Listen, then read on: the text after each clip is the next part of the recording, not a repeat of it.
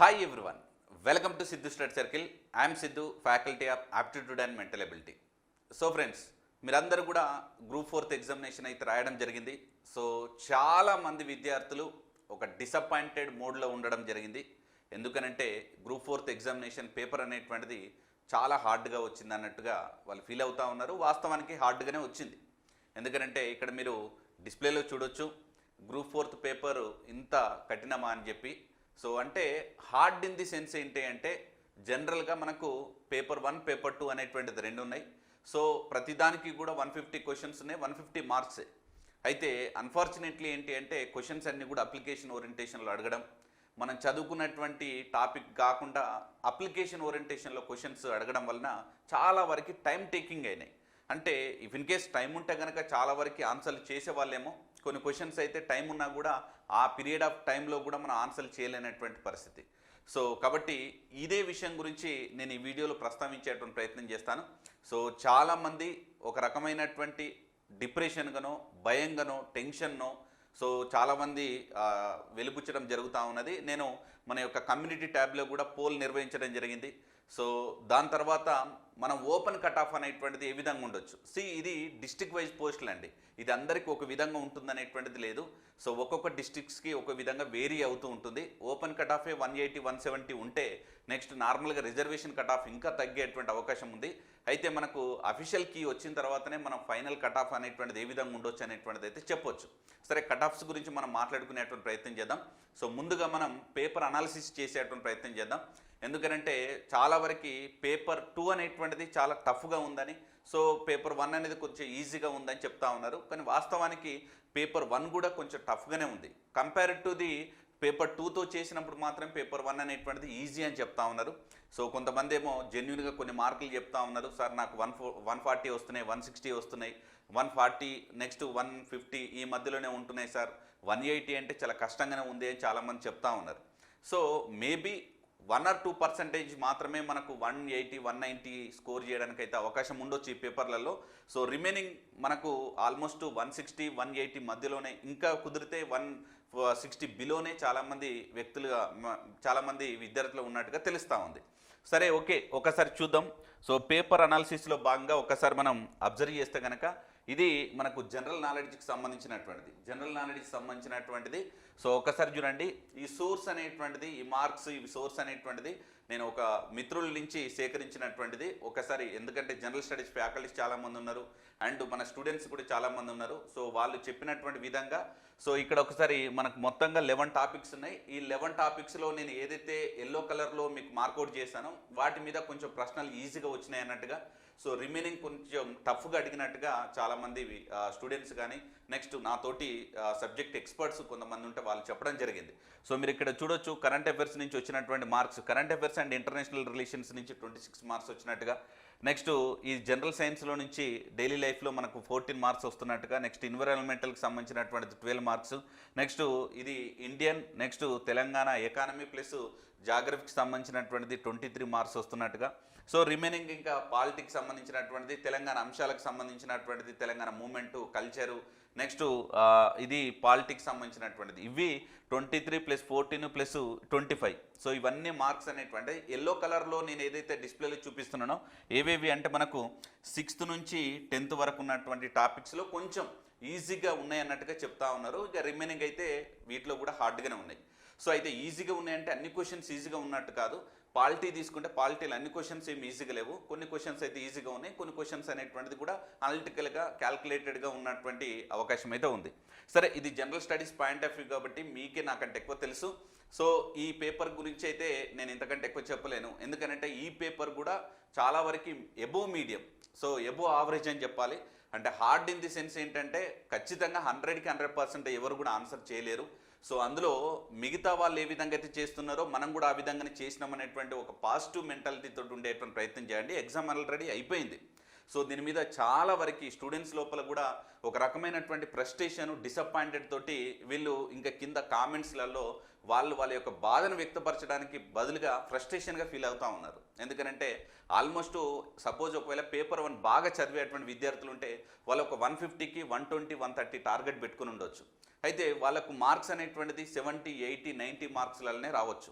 అయితే మన టార్గెట్ అనేది 120 130 అయినప్పటికీ సో పేపర్ ఇచ్చినటువంటి స్టాండర్డ్ కొంచెం హెవీగా ఉంది కాబట్టి మనం ఎబో 80 మార్క్స్ వచ్చినా కూడా హ్యాపీగా ఫీల్ అవ్వాలి. ఎందుకంటే సో మ్యాక్సిమం పేపర్ 1లో కూడా 80 90 మార్క్సే స్కోర్ చేసేటువంటి విధంగా చాలామంది విద్యార్థులు ఉన్నారు. సో ఎవరో 1-2% పీపుల్స్ ఎబో 100 మార్క్స్ రావచ్చు, బట్ రిమైనింగ్ అందరు కూడా 80 90 బిలో 100 మార్క్స్లల్లే ఉన్నారు. సో కాబట్టి ఏమాత్రం కూడా మీరు డిసప్పాయింటెడ్గా ఫీల్ అవ్వాల్సినటువంటి అవసరం లేదు. అఫ్కోర్స్ ఇది బిగ్గెస్ట్ నోటిఫికేషనే, 8500 పోస్టులకు దాదాపు 9.5 లక్షల మంది అప్లై చేశారు. సో కాబట్టి కొంచెం పేపర్ స్టాండర్డ్గానే ఉంటుంది, కట్ ఆఫ్ కొంచెం తగ్గుతుంది. సో చాలామంది అసలు యాక్చువల్గా ఏంటంటే టీఎస్పీఎస్సీని కూడా గ్రూప్ 4 పేపర్ను ఇంత హై స్టాండర్డ్లో కండక్ట్ చేయాల్సినటువంటి అవసరం కూడా లేదు. వాళ్ళ ఎబిలిటీని టెస్ట్ చేయాలంటే చాలా క్వశ్చన్స్ ఉన్నాయి. సో చాలా వరకు వాళ్ళ ఎబిలిటీని టెస్ట్ చేయడానికి సో వాళ్ళకు అనుగుణంగా ఉండేటువంటి క్వశ్చన్స్ ఇస్తూ కూడా అనలిటికల్గా క్వశ్చన్స్ చాలా ఉన్నాయి. బట్ చాలా వరకు ఏంటంటే అప్లికేషన్ ఓరియంటేషన్లో ఒక క్వశ్చన్కి ఒక మార్క్కి ఒక 1 మినిట్ టైం అన్నప్పుడు ఖచ్చితంగా 1 మినిట్ లోపల చేసేటువంటి క్వశ్చన్స్ ఇస్తే ఇట్స్ మేబీ గుడ్ థింగ్ అన్నట్టు. సరే కొన్ని క్వశ్చన్స్ అయితే 1 మినిట్ కంటే ఎబో కూడా పట్టవచ్చు, కొన్ని క్వశ్చన్లకైతే వితిన్ 2-3 సెకండ్స్ లోపల ఆన్సర్ చేసేటివి కూడా ఉండొచ్చు. సరే ఎనీవే ఏదేమైనా సరే పేపర్ 1 అనేటువంటిది కూడా కొంచెం ఎబో యావరేజ్గానే ఉందన్నట్టుగా చెప్తా ఉన్నారు. కాబట్టి అయితే పేపర్ 2తో కంపేర్ చేసినప్పుడు పేపర్ 1 అనేటువంటిది కొంచెం ఈజీగా ఉందన్నట్టుగా చెప్తా ఉన్నారు. సో కాబట్టి మీరు ఎవరైతే పేపర్ 1లో అప్రాక్సిమేట్గా సో అంటే అందాదగా మీరు కొంతమంది మార్కౌట్ చేసుకోవచ్చు, చేసుకోకుండొచ్చు. సో మీరు ఎబో 80+ మార్క్స్ వచ్చినా కూడా సేఫ్ మార్క్స్గానే ఉండండి. ఎబో 80 మార్క్స్, సో 80 కంటే ఎబో ఇంకా 90 కానీ 100 కానీ వస్తే హ్యాపీ. బట్ 80 మార్క్స్ వచ్చినా కూడా you feel very better. So already exam అయిపోయింది, బీ కూల్, అది వచ్చేదేదో వస్తుంది, రాందేదో రాదు. సో దీనికోసం మనం హైరాణ పడి అనవసరమైనటువంటి టెన్షన్లకు మీరు తీసుకోవాల్సినటువంటి అవసరం లేదు. సో ఇవంతా కూడా పేపర్ 1కి సంబంధించినటువంటిది అండి. పేపర్ 1కి సంబంధించినటువంటిది మార్క్స్ వెయిటేజ్ ఏ విధంగా వచ్చినాయి అనేటువంటిది. సో ఇంకా పేపర్ 2కి వచ్చేస్తే మాత్రం పూర్తి ప్యాటర్న్ మారిందని చెప్పాలి. ఒకసారి పేపర్ 2 గురించి కూడా ఒకసారి మాట్లాడేటువంటి ప్రయత్నం చేద్దాం. సో 2018లో మన పర్సెప్షన్స్ ఏ విధంగా ఉండేది అని అంటే సో రీజనింగ్ నుంచి ఒక 85 మార్క్స్ వస్తున్నాయి అన్నట్టుగా, సో అర్థమెటిక్ నుంచి ఒక 40 మార్క్స్ వస్తున్నాయి అన్నట్టుగా, నెక్స్ట్ ఇంకొకటి ఇంగ్లీష్ ఉంది కాబట్టి ఇంగ్లీష్ నుంచి ఒక 25 మార్క్సే వస్తున్నాయి అన్నట్టుగా ఈ పర్సెప్షన్లో ఉండేది. So most of the educators కావచ్చు, ట్యూటర్స్ కావచ్చు అండ్ స్టూడెంట్స్ కూడా ఇదే పర్సెప్షన్లో ఉన్నారు. అంటే ఈ విధమైనటువంటి ఆలోచన ధోరణితోటే ఉన్నారు. కానీ ఇప్పుడు ప్యాటర్న్ మారింది. మారింది ఇన్ ది సెన్స్ ఇప్పుడు క్వశ్చన్ ప్యాటర్న్ అనేటువంటిది ఏ విధంగా ఇచ్చాడు, ఈ రీజనింగ్లో ఉన్నటువంటి క్వశ్చన్స్ తగ్గించాడు. సో దాదాపు ఒక 25 మార్కుల వరకు తగ్గించేటువంటి ప్రయత్నం చేశారు. 25 కాదు 35 మార్కుల వరకు కూడా తగ్గింది. సో అప్పుడు ఏం చేశారు, ఇప్పుడు దీనికి ఇందులోంచి తగ్గించేసి అంటే ఇందులోంచి ఎన్ని తగ్గించాడు, సపోజు ఇందులోంచి 35 మార్కులు తగ్గించేసి దీనికి ఇంకొక 20 మార్కులు యాడ్ చేశాడు, దీనికి ఒక 15 మార్కులు యాడ్ చేశాడు. రైట్, చూడండి ఎంత వేరియేషన్. జనరల్గా అయితే రీజనింగ్ మీద చాలామంది కాన్సన్ట్రేటెడ్ చేశారు, దాని మీదనే ఎక్కువ ఫోకస్ చేశారు. అర్థమెటిక్లో అది కూడా మళ్ళీ ప్యూర్ అర్థమెటిక్ నుంచి ఇచ్చినటువంటి క్వశ్చన్స్ చాలా తక్కువ. అంటే ఒక 25 క్వశ్చన్లు మాత్రమే ప్యూర్గా అర్థమెటిక్ నుంచి ఇచ్చినటువంటిది, అంటే బిజినెస్ మ్యాథమెటిక్స్ సంబంధించిన రిలేటెడ్. సో మిగిలినటువంటి ఒక 15 క్వశ్చన్స్ అనేటువంటిది 15 కూడా కాదు 25 క్వశ్చన్స్ వరకు దాదాపు ప్యూర్ మ్యాథ్స్ బేస్డ్ తోటి అడిగినటువంటిది, including number system also. So వాటి గురించి నేను చెప్తాను. సో అందులో టాపిక్ వైజ్గా ఏ విధంగా క్వశ్చన్స్ అడిగాడు అనేటువంటిది కూడా చెప్పే ప్రయత్నం చేస్తాను. అయితే ఎక్కడ మనకు మిస్ మ్యాచ్ అయిందనంటే క్వశ్చన్స్ ప్యాటర్న్ మారవడం ఒక ఎత్తు అయితే కనుక క్వశ్చన్స్ యొక్క స్టాండర్డ్ అనేటువంటిది గ్రూప్ 4ను మించి అడిగినటువంటి సందర్భం ఉంది. అందులో కొన్ని క్వశ్చన్స్ చాలా ఈజీనే, కళ్ళతో చూసి ఆన్సర్లు పెట్టేటువంటి హార్డ్లీ మనకు 15 నుంచి 20 క్వశ్చన్లు ఉండొచ్చు. కానీ మిగిలిన అన్ని కూడా పెన్ను పేపర్ పెడితేనే వచ్చేటువంటి ఇంకా కొన్ని క్వశ్చన్స్కి అయితే కనుక ఆ పాయింట్ ఆఫ్ సిచ్యువేషన్లో అఫ్కోర్స్ ఎగ్జామినేషన్ అయిపోయిన తర్వాత మాలాంటి ఫ్యాకల్టీసో ఇంకా ట్యూటర్సో సబ్జెక్ట్ ఎక్స్పర్ట్సో వీళ్ళందరూ కూడా ఏం చేస్తారంటే దానికి సంబంధించినటువంటి ఆన్సర్ అనేటువంటిది ఆల్రెడీ తెలుసుకుంటాం కాబట్టి మీకు ఆన్సర్ చేయడం చాలా ఈజీ అవుతుంది కావచ్చు. కానీ ఒక స్టూడెంట్ పర్సెప్షన్లో అదే 3 గంటలు అదే 2.5 గంటలు టైం స్పెండ్ చేస్తూ ఆ విత్ ఇన్ టైం లోపల ఆ క్వశ్చన్ని ఈవెన్ వచ్చినటువంటి క్వశ్చన్ కూడా ఉన్నటువంటి టెన్షన్కి ఆన్సర్ చేయలేనటువంటి పరిస్థితి. క్వశ్చన్స్ అనేటువంటిది గ్రూప్ 4ను కొంచెం మించి ఇచ్చాడని చెప్పొచ్చు. కొన్ని క్వశ్చన్స్ రిమైనింగ్ అంతా ఓకే, బట్ మనం ఇక్కడ అర్థం చేసుకోవాల్సింది ఏంటి అని అంటే ఏదో బోర్డును తప్పుపట్టడము లేకపోతే క్వశ్చన్ పేపర్ను తప్పుపట్టడం కాకుండా మన స్టాండర్డ్నే కొంచెం పెంచుకోవాలి అనేటువంటి విషయం అయితే దీంట్లో అర్థమైంది. ఎందుకంటే ఇది ఒక డిగ్రీ స్థాయికి సంబంధించినటువంటి ఎగ్జామినేషన్. అండ్ లాస్ట్ ప్రీవియస్లో మనకు డిఏఓ అనేటువంటిది కూడా కండక్ట్ చేస్తారు, తర్వాత బ్యాన్ చేశారు అనుకోండి. సో ఇప్పుడు డిఏఓ పేపర్ అనేటువంటిది ఒక డిగ్రీ స్టాండర్డ్కి సంబంధించిందే, బట్ దాని యొక్క పరిధి ఎక్కువ, దాని యొక్క రేంజ్ ఎక్కువ, కాబట్టి అందులో కొంచెం హై స్టాండర్డ్కి ఇచ్చినట్టే ఓకే. ఇక్కడ అంతా కూడా గ్రూప్ 4 ఆస్పిరెంట్స్ అంతా కూడా కొంత నామినల్గా ఉంటారు, గ్రామీణ ప్రాంత విద్యార్థులు. సో వీళ్ళకి ఆల్రెడీ నాన్ మెస్ బ్యాక్గ్రౌండ్ నుంచి ఎక్కువ మంది ఉంటారు. సో వీళ్ళు ఆన్సర్లు చేసేటప్పుడు చాలా వరకు ఇబ్బందులు పడ్డారు. ఎందుకంటే క్వశ్చన్ పేపర్ అయిపోయిన తర్వాత ప్రతి ఒక్కరి నోట్ నుంచి విన్నటువంటిది ఏంటంటే హార్డ్ చాలా టఫ్ వచ్చింది పేపర్ అని చెప్పేసి. వాస్తవానికి ఏంటంటే పేపర్ అనేటువంటిది హార్డ్గానే ఉంది.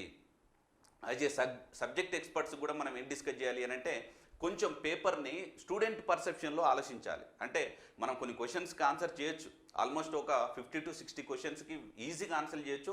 ఒక 40 క్వశ్చన్స్కి మాత్రం పెన్ను పెట్టాలి, అండ్ ఇంకొక 20% క్వశ్చన్స్కి మాత్రం అనలిటికల్గా ఆలోచించి ఎంత పెన్ను పెట్టినా సరే విత్ ఇన్ టైం లోపల ఆన్సర్ చేయలేం. ఇది ఫ్యాక్ట్, ఓకే. సో కానీ ఇప్పుడు స్టూడెంట్ పర్సెప్షన్లో విత్ ఇన్ 2.5 hours లోపల ఆ 150 క్వశ్చన్స్ అనేటువంటిది 1 minute-కి 1 mark చొప్పున మనం ఫైండ్ అవుట్ చేయాలి అంటే కనుక చాలా కష్టం. ఇఫ్ ఇన్ కేస్ వరుసగా ఒక 3-4 క్వశ్చన్స్ అనేటువంటిది రాంగ్ అయినాయి అనుకోండి, అప్పుడు ఆటోమేటిక్గా మన యొక్క కాన్ఫిడెన్స్ లూజ్ అయిపోతుంది. అంటే నేను ఎక్కడ వెనుకబడిపోతున్నా అనేటువంటి ఫీలింగ్ తోటి వచ్చే క్వశ్చన్స్ కూడా మనం ఆన్సర్ చేయలేనటువంటి పరిస్థితి, రైట్. నెక్స్ట్ దీంట్లో ఒకసారి చూసేటువంటి ప్రయత్నం చేద్దాం. సో ఈ ఆర్డర్ అనేటువంటిది మన బుక్లో ఆధారంగా చేసుకొని ఇచ్చినటువంటిది. సో మనకు అర్థమెటిక్ బుక్కు సంబంధించినటువంటిది ఈ ఆర్డర్ ప్రకారం ఇచ్చాను. సో ఇందులో మనకు వచ్చినటువంటి marks suppose ratio and proportion మీరు కానీ చూసుకోవచ్చు. 1, 2, 3, 4 మార్క్స్ అనేటువంటిది ఏ విధంగా అలెక్టెడ్ అనేటువంటిది ఒకసారి చూసుకోవచ్చు. సో ఇది మనకు అర్థమెటిక్ పార్ట్కి సంబంధించినటువంటిది. నెక్స్ట్ ఇంకా ఇక్కడ ఒకసారి చూడండి, ఇది పార్ట్ 4, 5. నెక్స్ట్ 6th పార్ట్కి వచ్చేసరికి మెన్సురేషన్తో పాటు కొన్ని యాడ్ చేశాను నేను. ఇవి మన బుక్లో లేవండి. ఏ పార్ట్ నుంచి ఈ 3 parts అనేటువంటిది లేదు. అయినా సరే మన క్వశ్చన్స్ ఎగ్జామినేషన్స్లో అడిగాడు కాబట్టి చూడండి, ప్రాబబిలిటీకి సంబంధించినటువంటిది. సో ప్రాబబిలిటీ ఏం 7 లేదండి. సో ఈ 3 ఉన్నాయి. So next permutations and combinations నుంచి ఒక 4 ఉన్నాయి. నెక్స్ట్ సెట్స్ నుంచి ఒక 5 marks ఉన్నాయి. సో అంటే మొత్తం ప్యూర్ మ్యాథ్స్ పార్ట్ నుంచి కనుక ఒకసారి అబ్జర్వ్ చేస్తే జనరల్గా మనం ఏమనుకునేదంటే కేవలం మెన్సురేషను, అది కూడా 4, 5 marks అనేటువంటిది ఉండొచ్చామని అనుకున్నాం. బట్ కంపారిటివ్లీ ఇక్కడ ఒకసారి మనం చూస్తే కనుక సో ఏరియాస్ నుంచి అంటే ఏరియాస్ అండ్ వాల్యూమ్స్ రెండు కలిపితే ఒక 4 marks వచ్చినాయి అనుకోండి. నెక్స్ట్ అక్కడ 4, నెక్స్ట్ ఇక్కడ 8 + 8 అంటే ఆల్మోస్ట్ మనకు ఒక 20 marks. అంటే pure maths in the sense number system కూడా ఉంటుంది. నెంబర్ సిస్టంలో 13 marks వచ్చినాయి మరి. సో అప్రాక్సిమేషన్ తీసుకుంటే ఇంకా అదే ఎక్కువ మార్కులు అవుతాయి. సో ఇవే 16 అవుతున్నాయి. నెక్స్ట్ అయ్యో ఇంకో 13 మార్కులు కలిపినా కూడా మనకు 30 marks వరకు ఓన్లీ ప్యూర్ మ్యాథ్స్ పార్ట్ వరకు అడిగిందని అనుకోవాలి. అంటే ఇది చాలా హెవీ ప్యాటర్న్ చేంజ్ అన్నట్టు. ఇది అంటే 2018 తోటి పోల్చుకున్నప్పుడు 2023లో ప్యాటర్న్ చేంజ్ అయింది, మొత్తం చేంజ్ అయింది. అందులో ఓన్లీ ప్రాబబిలిటీ చాలా, అంటే నేను ఎగ్జామినర్ పాయింట్ ఆఫ్ వ్యూ గురించి మాట్లాడుతున్నా మళ్ళీ. సో ఏంటంటే ఒకవేళ ప్యూర్ మ్యాథ్స్ ఇవ్వాలి అని అనుకుంటే జామెట్రీ ఉంది, నెక్స్ట్ మెన్సురేషన్ ఉన్నది, నెక్స్ట్ ట్రిగనామెట్రీ ఉన్నది, ఆల్జిబ్రా ఉన్నది, స్టార్ట్స్ ఉన్నాయి. సో ఇవన్నీ పక్కన పెట్టేసి only probability, permutations and combinations మీద నేను క్వశ్చన్స్ అడగడం జరిగింది. సో నెక్స్ట్ సెట్స్, బేసికల్గా ఏంటంటే సెట్స్ ఇన్ని రాలేదండి. సో సెట్స్ అనేటువంటిది కూడా ఒక 3 questions వరకు రావచ్చు. సో ఏది మ్యాట్రిక్స్ కానీ, సెట్స్ కానీ, ఫంక్షన్స్ కానీ ఇవి చాలా వరకు ప్యూర్ మ్యాథ్స్లో భాగంగా కూడా ఎవరు తీసుకోవట్లేదు. అయినా సరే సెట్స్ నుంచి కూడా క్వశ్చన్స్ ఇచ్చాడు. అంటే ఇక్కడ ఒక క్వశ్చన్ పేపర్ని ఒక సాధారణ విద్యార్థిని ఉద్దేశించి మాత్రం ఇచ్చినట్టుగా అనిపించట్లేదు. ఎందుకంటే ఓన్లీ ఒక 30% క్వశ్చన్లు ఈజీగా ఉంటే వాళ్ళు చేస్తారని, మిగతాది అనలిటికల్గా ఉండాలని. సో ఇది గ్రూప్ 4th ఎగ్జామినేషన్. సో ఇది డిగ్రీ స్థాయికి సంబంధించిన క్వాలిఫికేషన్ అయినప్పటికీ even civil services UPSC prepare అయ్యే వాళ్ళు కూడా డిగ్రీ స్టాండర్డే. కానీ అక్కడ ఇచ్చేటువంటి క్వశ్చన్ స్టాండర్డ్కి గ్రూప్ 4కి ఇచ్చేటువంటి క్వశ్చన్ స్టాండర్డ్ అనేటువంటిది కొంత అయినా కూడా వేరియేషన్ ఉండాలి కదా. కనీసం గ్రామీణ ప్రాంత విద్యార్థుల నుంచి వచ్చేవాళ్ళు ఏం కోరుకుంటారు, కట్ ఆఫ్ అనేటువంటిది ఎవరు మార్చలేరు. సో ఆబ్వియస్లీ ఎవరు కూడా మార్చలేరు. కానీ మీరు కనీసం అవుట్ ఆఫ్ 100కి మనం చూసుకుంటే వాళ్ళకు 80 marks స్కోర్ చేయాలని ఆశపడతా ఉంటారు. కనీసం మనం ఒక 60% అంటే 60 marks అన్న కూడా తెప్పించుకోగలిగితే ఆ మిగిలిన 20% హార్డ్గా ఉందని ఫీల్ అవుతారు, ఓకే. కానీ మరీ మొత్తానికి 40% మాత్రమే మార్కులు తీసుకొచ్చుకొని కట్ ఆఫ్ అనేది 50కే పెడదామని అనుకుంటే అది కూడా కరెక్ట్ కాదని నా ఉద్దేశం, రైట్. సో కాబట్టి ఇవి మనకు అర్థమెటిక్ సంబంధించినటువంటిది. నెక్స్ట్ రీజనింగ్ పార్ట్కి సంబంధించినటువంటి రీజనింగ్లో అయితే 85 మార్కులు వస్తాయి అనుకున్నది కాస్త 50 మార్కులకే కుదించాల్సి వచ్చింది. సో వాటికి సంబంధించినటువంటి ఒక్కొక్క టాపిక్ వైజ్ మార్క్స్ కూడా ఇక్కడ ఇవ్వడం జరిగింది. అది ఒకసారి చూసేటువంటి ప్రయత్నం చేయండి, రైట్. సో నెక్స్ట్ ఇది నెక్స్ట్ నెంబర్ సిరీస్ సంబంధించినటువంటిది, నెక్స్ట్ ఇంకోటి కౌంటింగ్ ఫిగర్స్. ఓన్లీ మనకు ఆబ్వియస్లీ మనకు నాన్ వెర్బల్ నుంచి ఒకసారి చూసుకుంటే కనుక కౌంటింగ్ ఫిగర్స్ 2 వచ్చినాయి, ఫిగర్ సిరీస్ 2 వచ్చింది, ఫిగర్ అనాలజీ 1 వచ్చేసింది. నెక్స్ట్ సిలాయిజంకి సంబంధించినటువంటి 2. అంటే జనరల్ అయితే లాజికల్ రీజనింగ్ నుంచి ఒక 10 క్వశ్చన్లు ఎక్స్పెక్ట్ చేయొచ్చు మనం. లాజికల్ రీజనింగ్ అంటే statements and conclusion, statements and arguments, statements and assumptions, data సఫిషియన్సీకి సంబంధించినటువంటిది, నెక్స్ట్ డిసిజన్ మేకింగ్ సంబంధించింది, ఇలాంటి అన్నీ కూడా మనకు లాజికల్ రీజనింగ్లో ఉన్నాయి. కానీ ఓన్లీ ఒక సిలాయిజంలో మాత్రమే 2 క్వశ్చన్స్ ఇవ్వడం జరిగింది. నెక్స్ట్ డేటా ఇంటర్ప్రిటేషన్ అనేటువంటిది అఫ్కోర్స్ ఇది పార్ట్ ఆఫ్ ది గ్రూప్ 4 కాబట్టి అది ఓకే, దాన్ని ఏం చెప్పడానికి ఉండదు. కానీ ఈ డేటా ఇంటర్ప్రిటేషన్ క్వశ్చన్స్ కూడా కొంచెం లిటిల్ బిట్ అనలిటికల్ ఓరియంటేషన్లోనే ఇచ్చేటువంటి ప్రయత్నం చేశారు. సో ఓవరాల్గా ఈ గ్రూప్ 4 అనాలిసిస్ కనుక ఒకసారి మనం అబ్జర్వ్ చేసినట్లయితే, గ్రూప్ 4 అనాలిసిస్ కనుక ఒకసారి అబ్జర్వ్ చేసినట్లయితే, ఇది కాంపిటేటివ్ వరల్డ్. ఇది కాంపిటేటివ్ వరల్డ్. ఏ ఫ్యాకల్టీ కానీ ఏ టీచర్ కానీ వాళ్ళకు ఉన్నటువంటి పరిధి మేర వాళ్ళు ఒక 70% మాత్రమే కవర్ చేయగలుగుతారు. మిగిలిన 20% అనేటువంటిది మీరు త్రూ వేరే సోర్సెస్ నుంచి మనం ప్రిపేర్ అవ్వాలి. ఇంకొక 10% అనేది బై ది లక్ ఛాన్స్ అన్నట్టు అది. సో దాన్ని మనం ఎవరేం చేయలేం. సో కాబట్టి అనాలిసిస్ ఎప్పుడైనా సరే ఈ బ్రాడ్ పర్స్పెక్టివ్లో ఉండేటువంటి ప్రయత్నం చేయండి. సో ఇప్పుడు మన ఓవరాల్ కట్ ఆఫ్ మాత్రం నేను రాసినంత 180 కూడా కాదు. సో ఇప్పుడు మనకు వచ్చినటువంటి ఇన్ఫర్మేషన్ ఇంకా నేను మళ్ళీ ఫైనల్ కట్ ఆఫ్ అనేటువంటిది కూడా ఒకసారి చూస్తాను. అది డిస్ట్రిక్ట్ వైజ్ కట్ ఆఫ్ గుర్తుపెట్టుకోండి. సార్ 180 ప్లస్ మార్కులు ఉండాలన్నా, 180 ఉండాలన్నా, అంత ఉండదు సార్. ఇంతకు 140 వస్తేనే మహా ఎక్కువ సార్, 150 వస్తే ఇంకెక్కువ సార్, సార్ నాకు 100 వచ్చింది, 100 కంటే ఎవరికి ఎక్కువ రాదు అనేటువంటి ఆ థాట్లో ఉండకండి. ఎందుకంటే మీకు సోషల్ మీడియాలో మార్కులు పోస్ట్ అవ్వకపోయినా చాలామందికి మార్కులు రావచ్చు.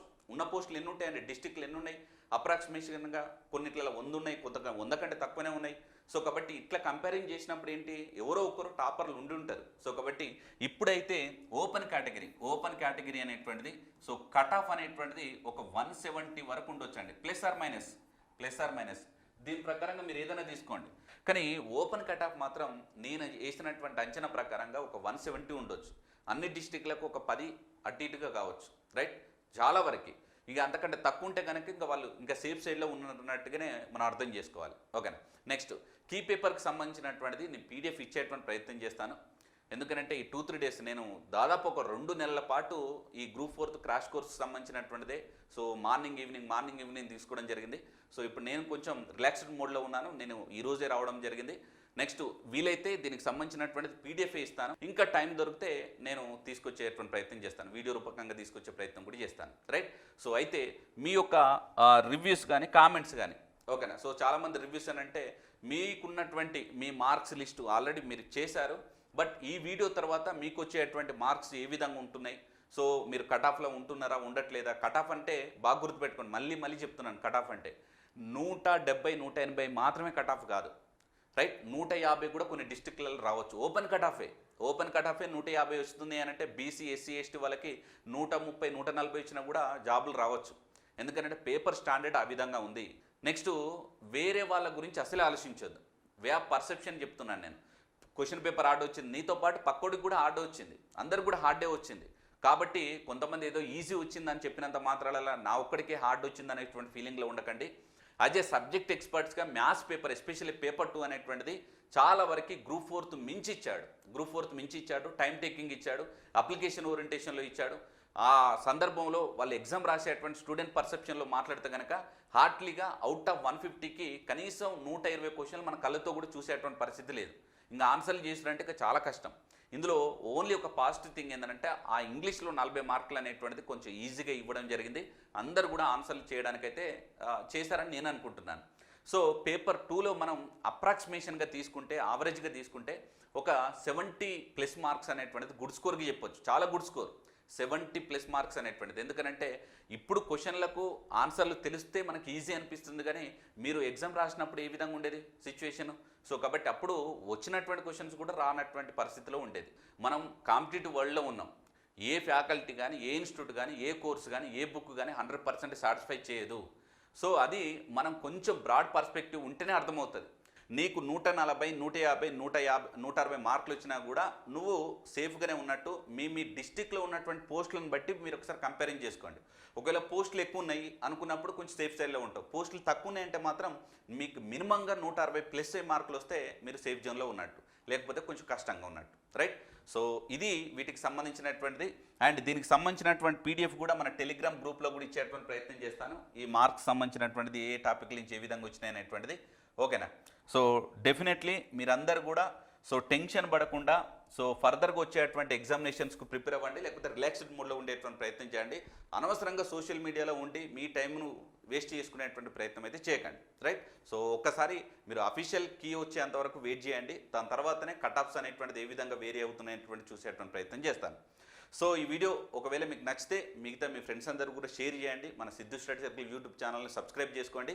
కామెంట్ చేసే ముందు 1-2 సార్లు ఆలోచించి మీ యొక్క డిస్టిక్, మీ యొక్క కేటగిరీ, మీ యొక్క మార్క్స్ వీలైతే కింద కామెంట్ సెక్షన్లో పోస్ట్ చేసేటువంటి ప్రయత్నం చేయండి, ఓకేనా? Right, thank you so much.